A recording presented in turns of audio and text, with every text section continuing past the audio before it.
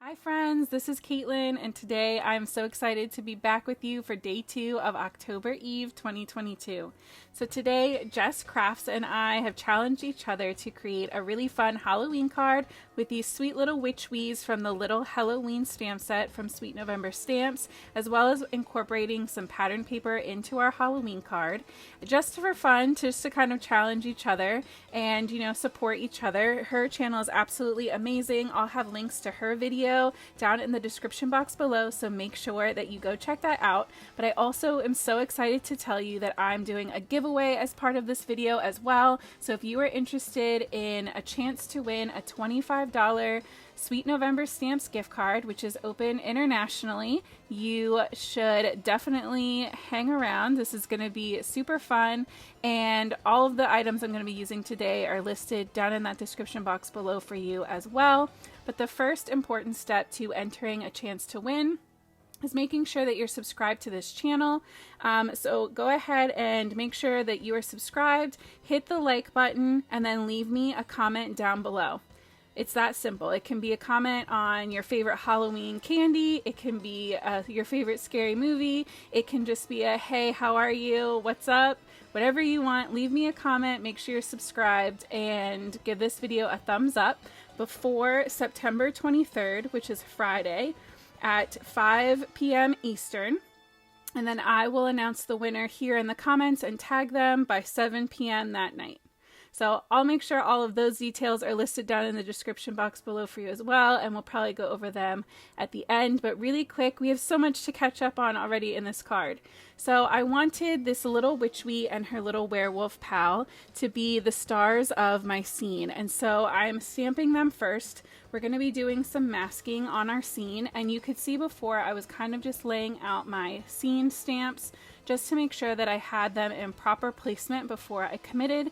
So now I'm doing my fussy cutting with some full stick post-it notes, and I'm just going to cover them up.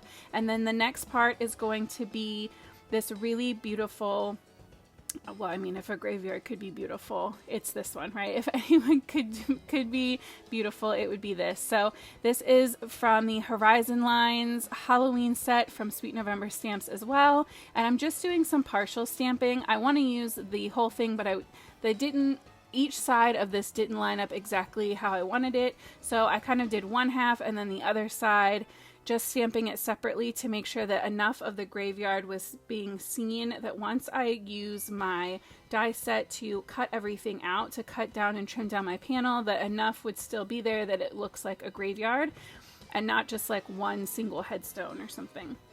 So I also masked off the top grassy area and stamped in these beautiful trees, which are from a spring stamp set, but honestly, I think it works really well here, especially once we give them some fall toned leaves.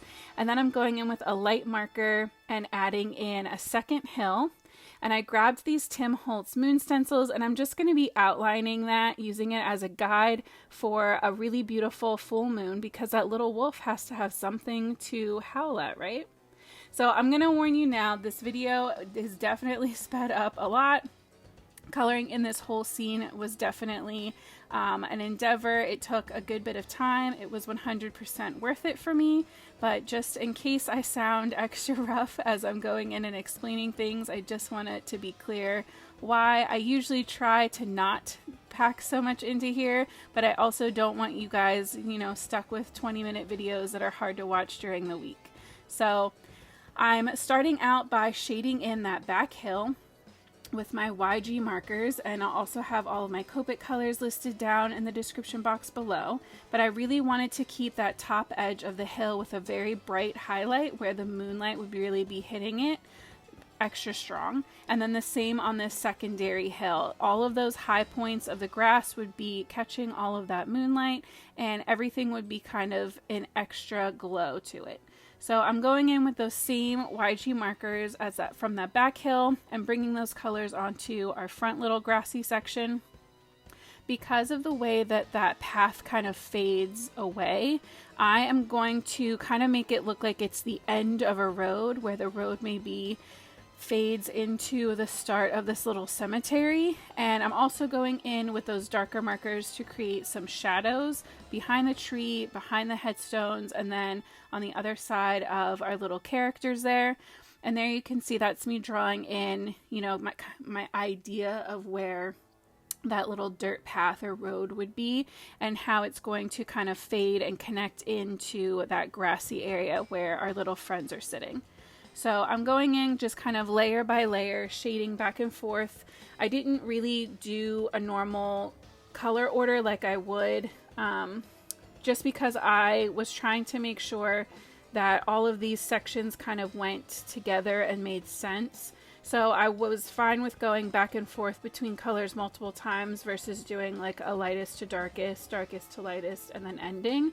This was lots of layers back and forth over and over until I liked it. And to be honest, I didn't love it as I was doing it, but I'm glad that I kept going, because once the whole scene was done, then I did love it. But when you kind of just see pieces and you're not super confident in your colors or maybe your shading, it's really easy to start to feel a little bit overwhelmed and lose hope. So if you ever get that feeling, I definitely encourage you to keep pushing, because more often than not, I find that once I make it through and see the whole scene completed, I end up absolutely loving my card. So, and that was true for this one. So I went in and shaded my witch with those black markers, and I like to leave a little bit of an extra highlight right on the edges. So the edge of her hat, her arm, and the bottom of her skirt. And I went over those areas with that really light yellow marker just to give that extra kind of moon glow where all of that light would be hitting her, and also creating a really nice contrast with the darker areas where they're overlapped. And I use that same marker on the little wolf's face, and I'll also run a little bit over her hair, but with the colors I picked, the highlight on her hair doesn't stand out as much as some of the other places. But I just thought that the little extra touch of it on her hat, and especially on the little wolf's face, really helped to give that spooky moon glowing feel to this whole scene and tie it all together. My insecurities about the ground on this scene is also what made me want to color in my little characters first before moving on to the sky, just because I'm a little more confident in coloring in characters in general, but especially of the Sweet November Stamps characters. At this point, I've colored in so many that it's not a stressful thing for me, and I just thought that kind of having them done would help me to keep pushing through and kind of see that vision of how everything was going to look. So I got them colored, I colored up that road, and just, you can see I kind of overlapped the brown going into that grass, and then it was time to start on the sky. So I really wanted to combine a little bit of ink blending here, and so I grabbed the other part of that Tim Holtz moon, and I just added some really light inking with some Distress Oxide and Antique Linen, just to give that moon those beautiful craters. I love the texture that those stencils give, and I think that that combined with the Copic marker glow around the moon really just helped to bring it all together for me. And at this point, I knew I was going to be okay. So I colored in the trees, again, leaving a little bit of a bright edge highlight, really thin, but making sure it was still there, and running over with that same yellow marker.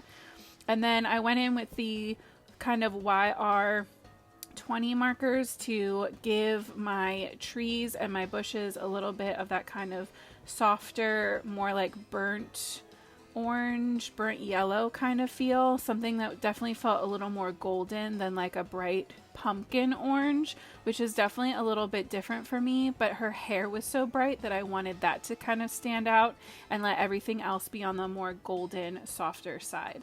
So I went in just kind of using my squiggly marks and making sure that I was still creating some good shadow and leaving enough white that I could go with that Y02 to give a really beautiful highlight to those areas as well.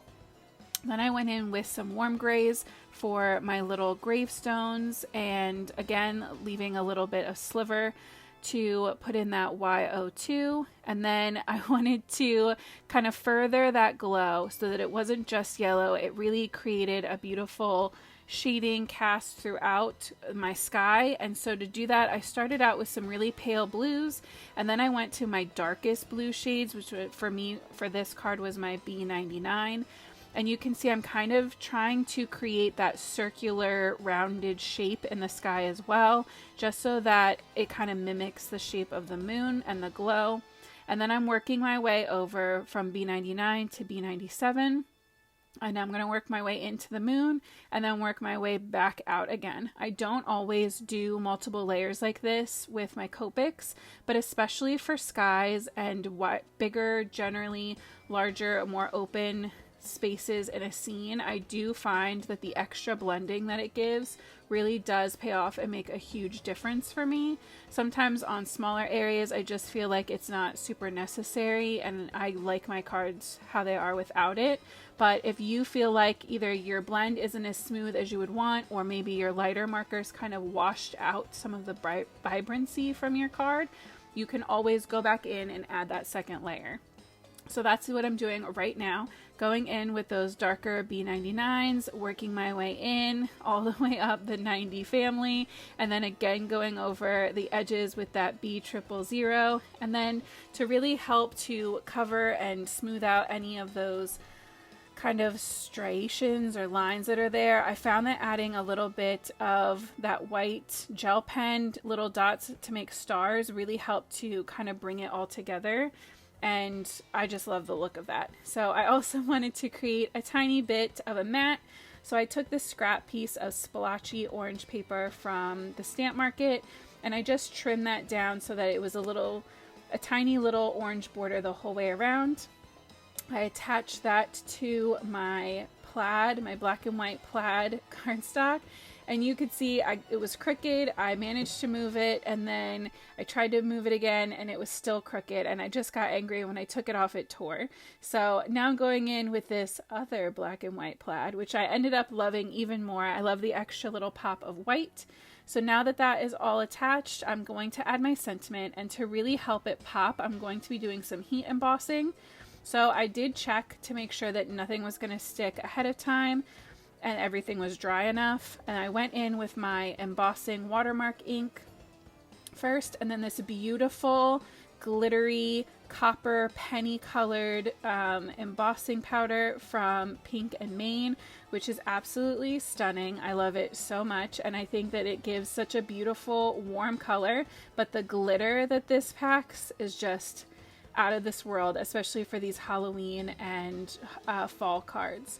So to help the font just stick out from my scene a little bit more, I did go in and add some drop shadow with a dark gray Copic marker, and that is at the last part of my card. So one more time, if you want to enter in for a chance at a $25 Sweet November Stamps gift card, please make sure you're subscribed to this channel. Leave me a comment down below and give this video a thumbs up. And please, please go over to Jess Craft's video. Give her some love. Check out to see what she has been working on to help you get more inspiration for what you can do with that gift card if you are a lucky winner, which will be announced on Friday, September 23rd by 5 p.m. Eastern. So I hope that you enjoyed today's October Eve video. I'm so grateful that you came to hang out with me. I hope that you have an amazing day. I'll see you tomorrow, and as always, happy crafting.